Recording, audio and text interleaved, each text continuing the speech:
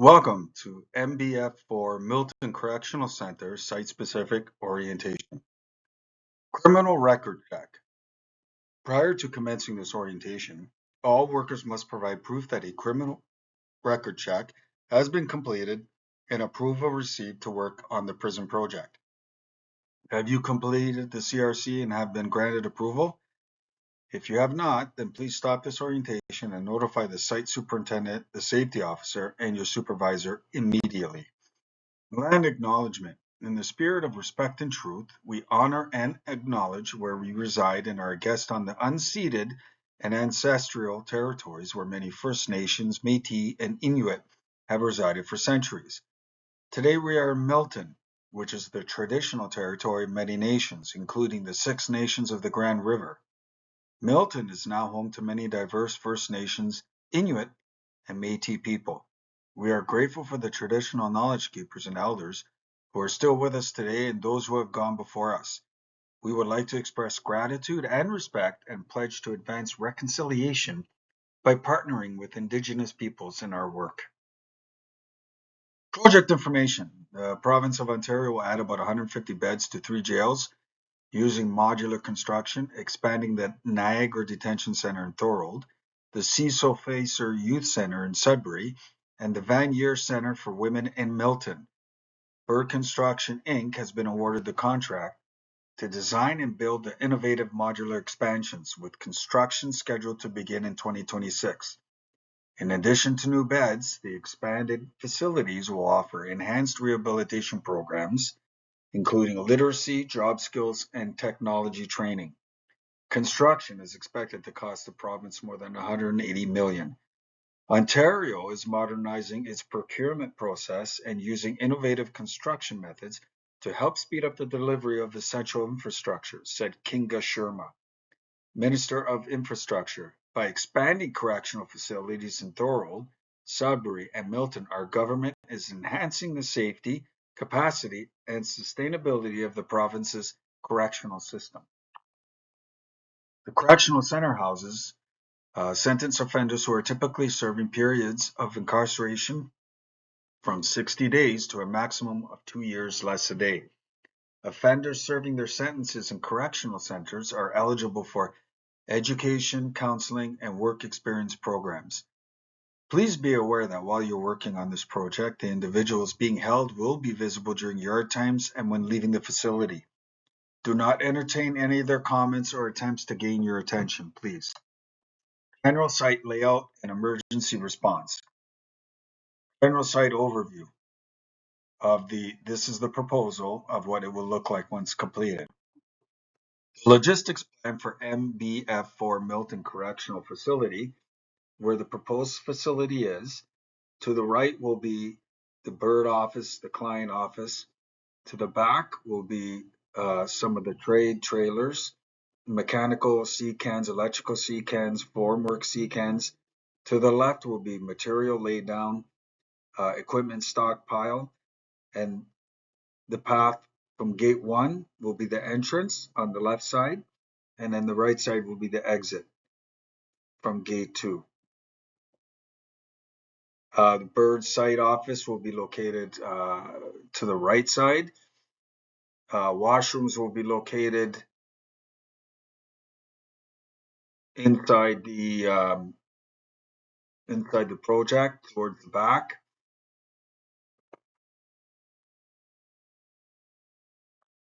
Emergency muster procedure. The alarm will be one continuous blast of the air horn and an all call on the radio. Proceed to the closest muster point, and the muster point will be located near the trailer compound. The closest hospital to the site will be the Milton District Hospital Emergency at 725 Bronte Street South in Milton, Ontario. The map will be posted, copies of the map will be posted on the site safety board for those that will need one.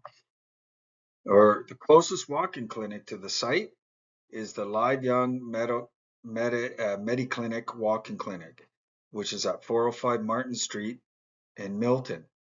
And again,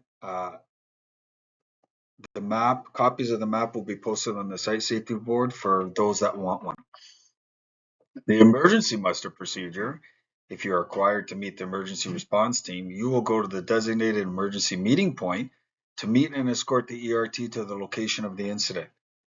So the emergency meeting point will be gate 1. Remember, this is not the muster point, only the point where we meet the emergency response team to bring them to site for the injured person. The emergency contact number, 416-388-6337, and this will be the site super's number. The emergency response plan, the site-specific emergency response plan is reviewed by workers with signatures that they have read and understood the plan and posted on the site safety board.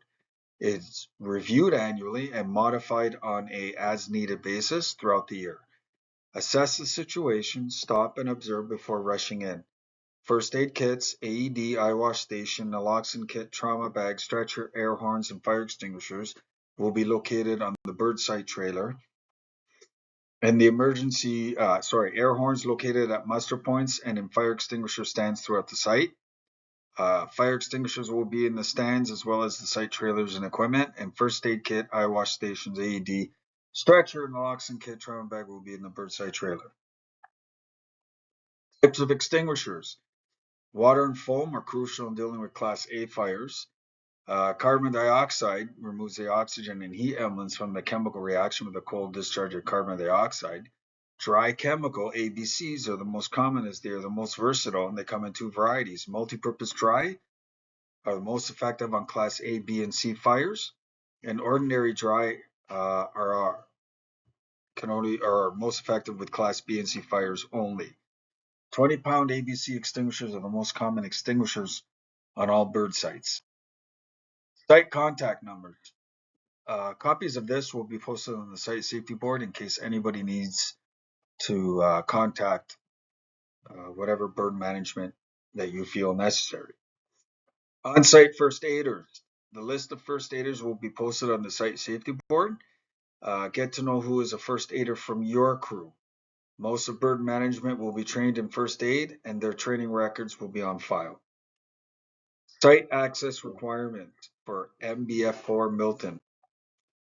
So minimum site access requirements, MBF4 site orientation, bird corporate orientation video, security clearance by RCMP, current working at heights, current WMIS 2015, worker awareness 4 or 5 step, additional tickets required for task-specific operations, such as confined space, entry, monitor, fall protection, AWP, etc. Employees new to the industry will be entered into the mentoring program, and all tickets must be provided prior to or at the time of orientation. Site behavioral rules. These are some of the rules and regulations that BIRD has set forth to ensure the safety of everyone. It will be posted on site, and so please make sure that you take the time to read it, understand it, and follow it. Responsibilities, incident reporting, and alcohol and drug testing. The role of the employer, responsible for ensuring the health and safety of their employees are protected, responsible for providing safety materials, equipment, devices, and clothing to employees and ensure that they are familiar with and use them. Required to post the code, their general health and safety policy, and other printed materials as directed from the MLITSD. Role of the supervisor is responsible for ensuring that workers work in compliance with the OHSA and regs. Make sure that workers use any equipment, protective devices, or clothing the employer requires. Tell workers about any workplace health and safety hazards that the supervisor is aware of. Give workers written instructions on measures and procedures to be followed for their own protection, if prescribed by regulation, and take every precaution reasonable in the circumstances to protect workers.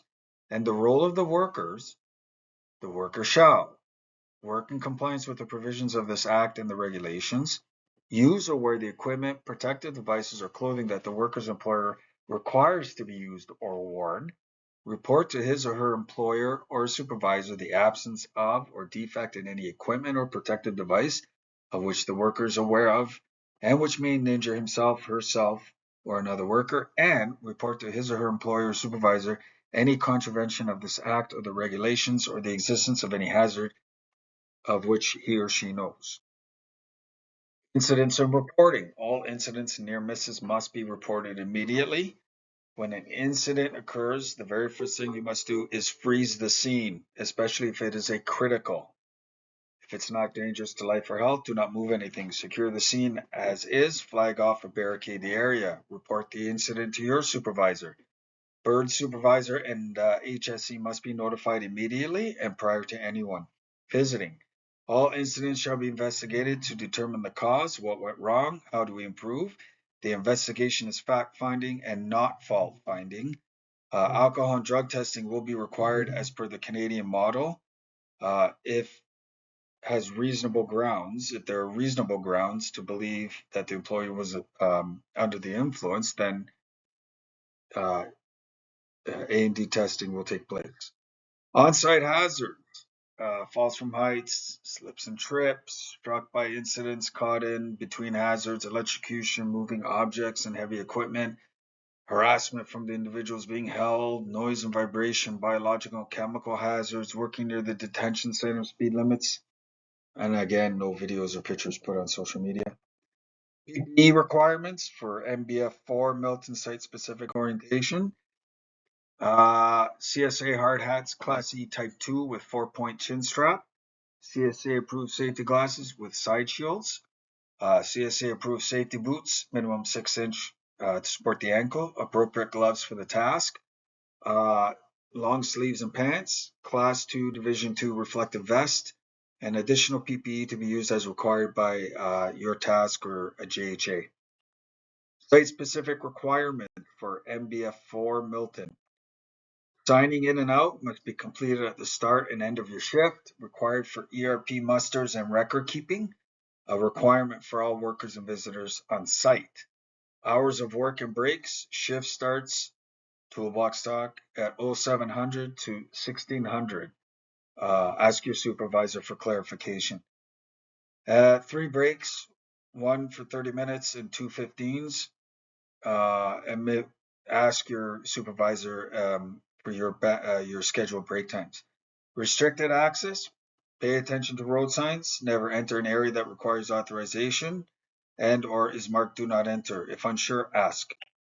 FLHAs are to be completed daily before work begins, updated and time-stamped throughout the day as tasks and or conditions change. A supervisor is to review and sign off FLHAs prior to work commencing.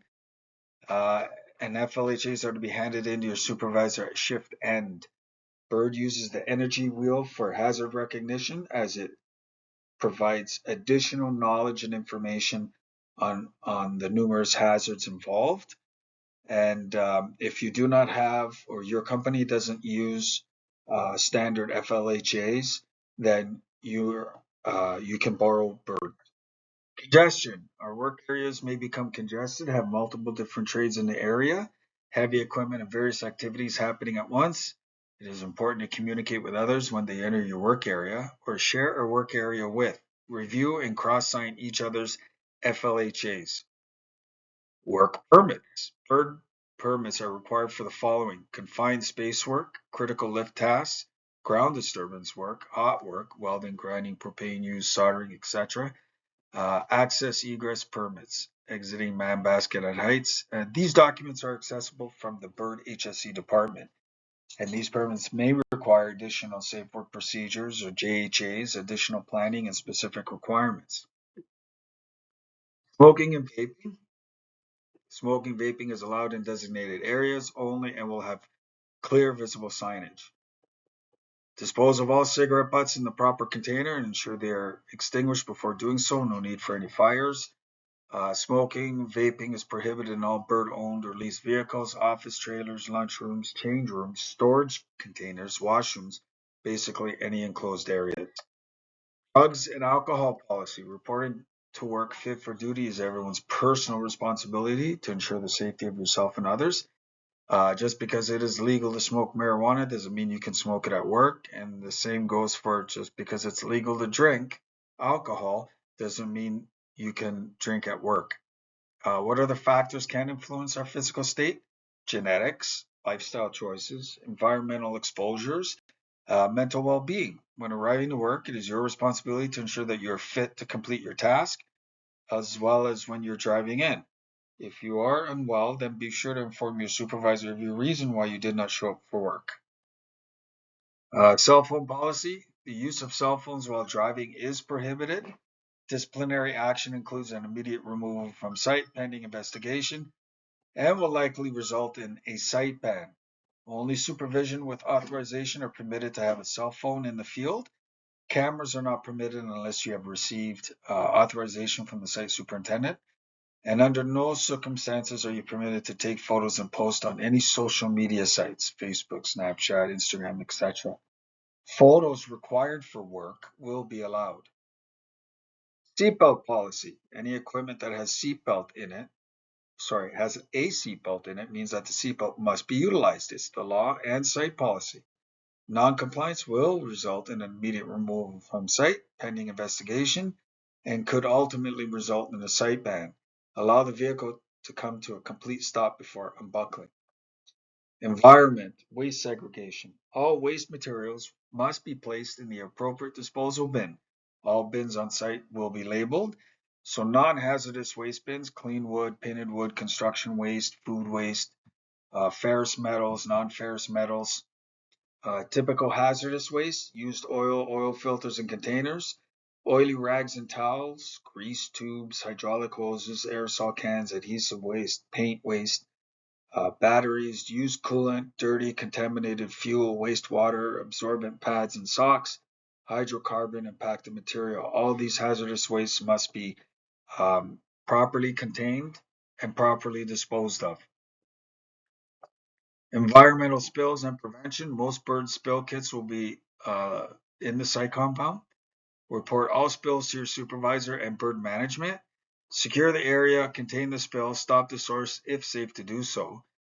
Place drip trays, impervious tarps, and other forms of secondary containment underneath equipment.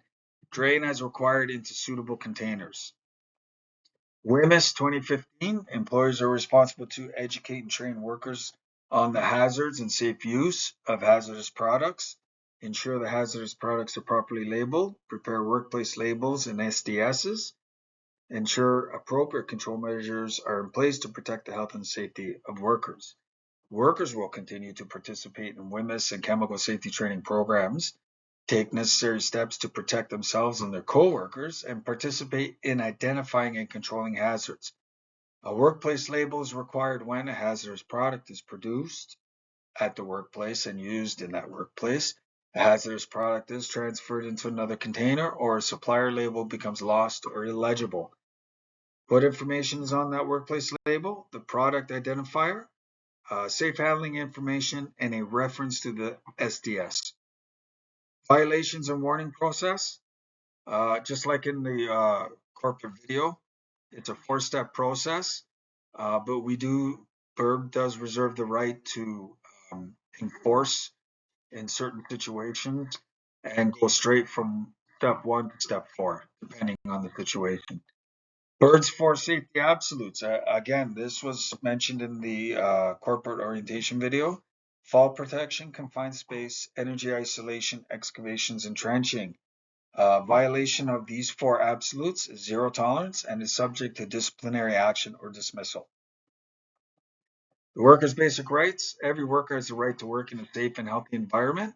All employees are encouraged to familiarize themselves with the BIRD HSE manual as it complements the 3 basic rights of all workers under legislation. The right to know about actual and potential dangers in the workplace, participate in workplace health and safety activities, and refuse work you believe to be dangerous to yourself or your co-workers. This is not only your right, but also your legal obligation. It's the law, it's your life. BIRD security and site monitoring.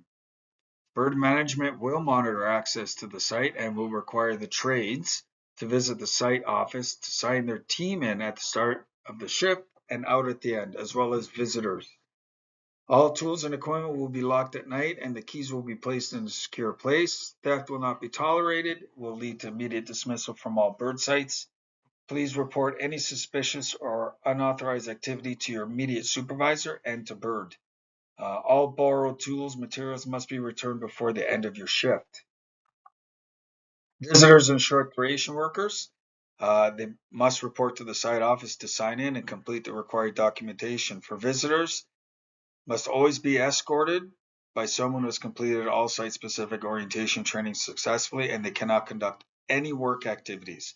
Short duration workers must complete a short duration work or orientation successfully, and although they are permitted to conduct work activities, they cannot be critical or high risk in nature, and they're defined as those working on site for 1 day or less.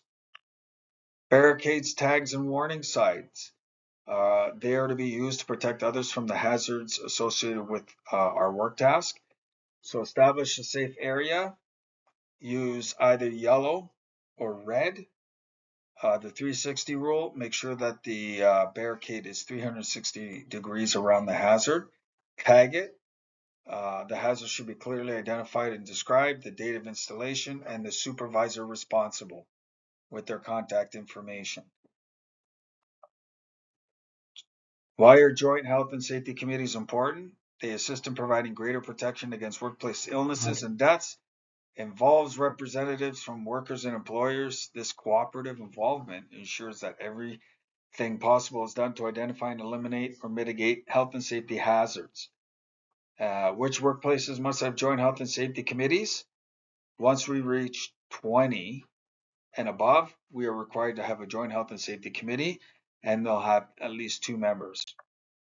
Traffic control involves directing vehicular and pedestrian traffic around a construction zone, accident, or other road disruption. This ensures the safety of ERTs, construction workers, and the public. All TCPs must be properly trained, have their ROTs available, have a traffic control plan completed before work starts, and have an escape route. All traffic control devices will be used as required. Spotters and signalers must communicate with the equipment operator using appropriate hand signals that they both will clearly understand. A review of the hand signals should take place between the operator and the signaler spotter before starting work. The designated signaler spotter must be in constant view of the operator and maintain eye contact. If eye contact is lost, the operator must stop immediately and only resume when the spotter is clearly visible. Closing remarks. This site will be very active inside as well as outside the site. It will be a very small footprint, and there will be heavy machinery, various trades, people inside the barbed wire fence, as well as delivery trucks and visitors.